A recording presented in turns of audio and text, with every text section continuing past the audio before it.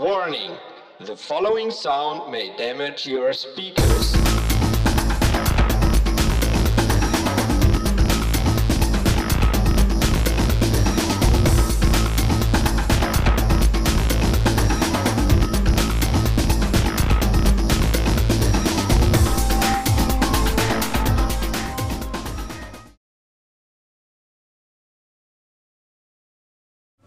Bon ben c'est Agi Siras, elle est auteure de BD depuis je sais pas en fait, quelques années. Elle a fait une série qui s'appelle Candélabre, t'es sortie des Beaux-Arts d'Angoulême, voilà grosso modo. Et je suis donc scénariste. Et oui, vrai, Guerrier du silence, accessoirement. Accessoirement. Voilà. Et donc Vip a commencé à travailler dans la bande dessinée sur les Guerriers du silence après avoir fait une carrière dans le dessin animé. Et donc on l'a trouvé avec Delcourt après avoir cherché pendant très longtemps un dessinateur.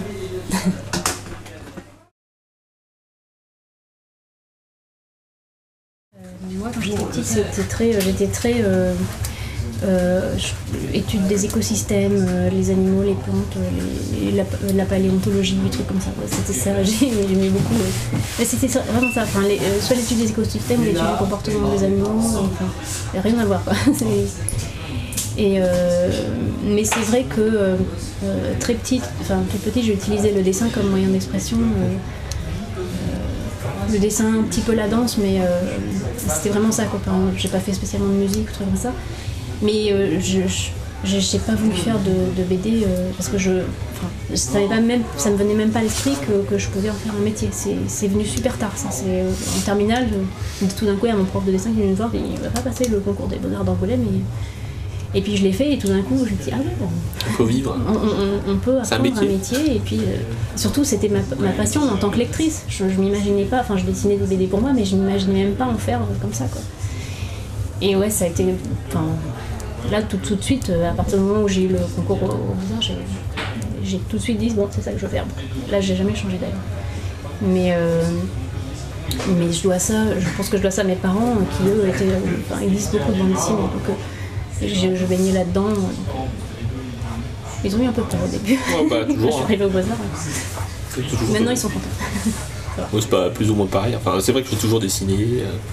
Mais bon, tous les enfants dessinent, je crois qu'il y en a qui arrêtent. Je sais pas trop pourquoi.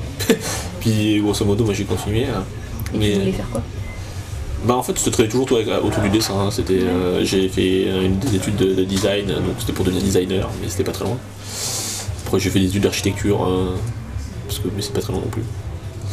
Et puis, mais l'architecture, ouais, c'est vachement contraignant. C'est bien quand tu fais des projets, mais la plupart des projets sont pas très intéressants à faire finalement.